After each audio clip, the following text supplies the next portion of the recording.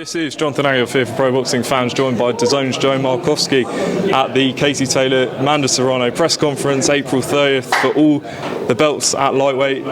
Joe, how are you feeling? I'm good, mate. How are you? I'm doing well. Obviously, huge media turnout today. Is that reflective of how well the pre-sale went?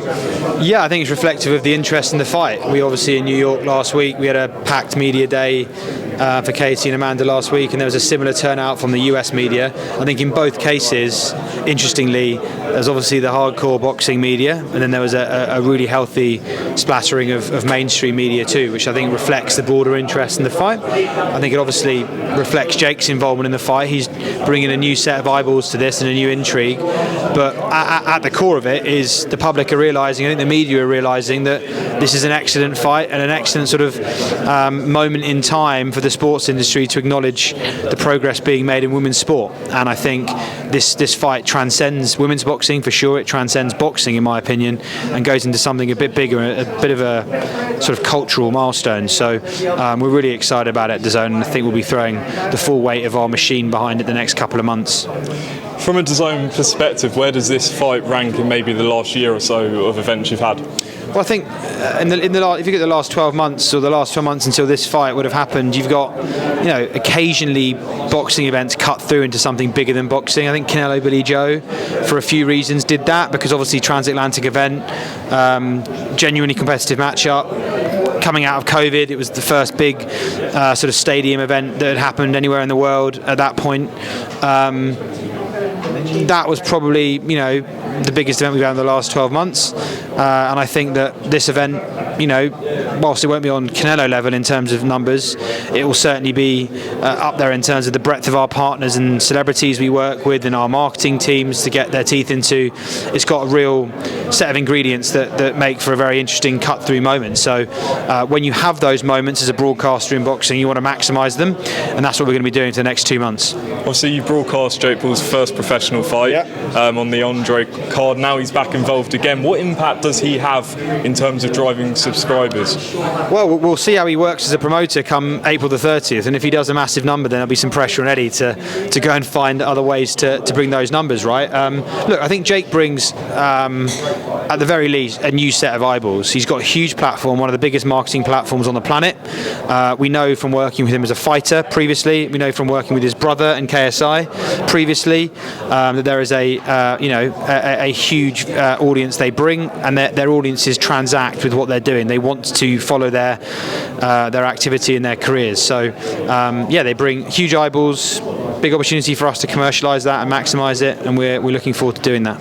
An assessment, Joe, on 2021 for DAZN in the UK. How do you feel it went? What went well? What could have maybe been improved on? I think, look, we had a very good launch. I think Fight Camp was a success. I think we gave UK fight fans, starting with Billy Joe, Canelo, then moving into, starting with Luke Campbell and Ryan Garcia right at the start of the year, moving into Canelo Billy Joe, then into Fight Camp at the end of the year. They've heard a lot about DAZN, mainly from Eddie. They got to see them for themselves, what it's about, and I think looking at our numbers, they're liking what they're seeing. Look, I think there's always notes to learn. We're only 6 or 7 months into our journey in the UK. I think if I look at our boxing business more broadly, we're in the best position we've ever been in. So, and that's financially, and that comes despite major investments to get our UK business going. So, in terms of health assessment of the DAZN boxing business, best it's ever been, and that allows us to invest confidently in fights like this one and in a packed out schedule for the rest of the year. And behind the scenes, we're involved in a number of conversations about making big fights on both sides of the pond that will be added to those schedules very, very soon. So, look, we're in a very, very healthy spot as a boxing business.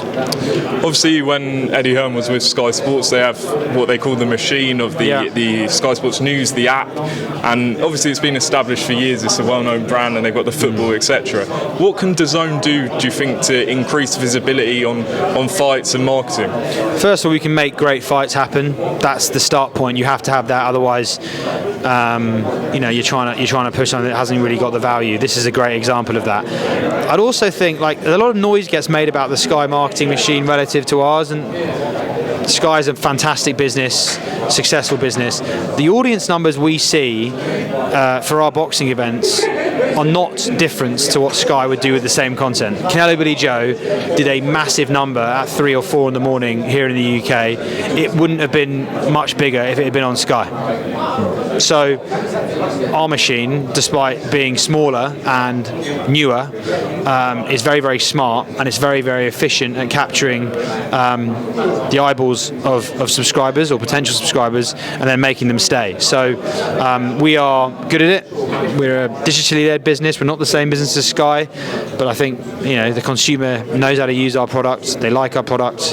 They like the value we bring. They like the content we bring, and they stick about generally when they come. Has there been any conversations about sort of any sort of package deals or working with other broadcasters, perhaps for highlights, etc.? We're always open to that, and I think if you look at what we do with the DAZN boxing show and our broader output on social media as well, we are covering the full sport of boxing in a way that no one else does in the sport. We don't ignore fights happening on different networks.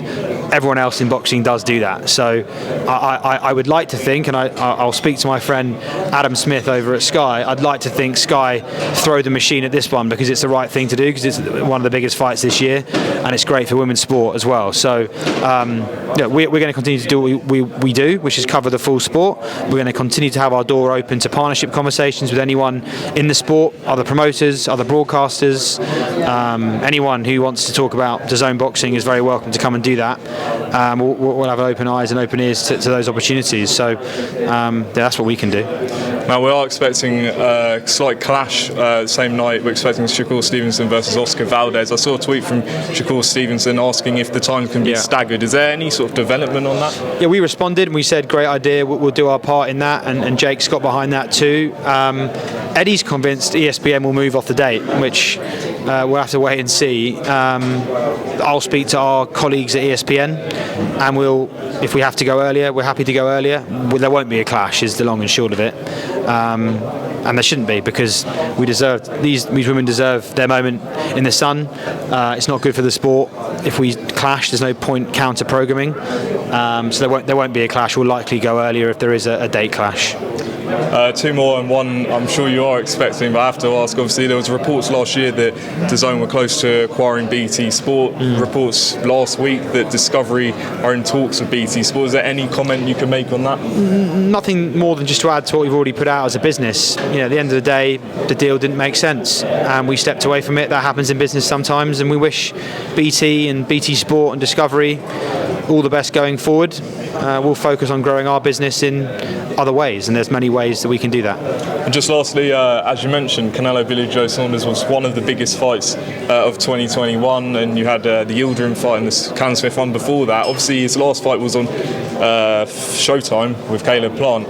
Eddie Hearn's mentioned Dimitri Bivol, Gennady Golovkin, potential opponents. Do you think it's likely that Canelo will return to DAZN, and how much do you want him back on DAZN? We'd love him back. Obviously the biggest star in boxing at the peak of his career, someone who does tremendous business for us, someone we've worked with very, very well previously. He's a lovely guy to work with too. I think he's close to making his decision on who he fights and where he fights next. And obviously we're hopeful and confident that will be on DAZN. Brilliant, Joe. Obviously, massive fight, Taylor-Serrano, April 3rd. But anything you want to add on the fight and what we can expect? No, just a fantastic celebration of women's sport, women's boxing, and beyond that, just a great fight between two of the world's best. So, looking forward to it as well. Tune in on DAZN April 30th. Joe Markowski, thanks very much.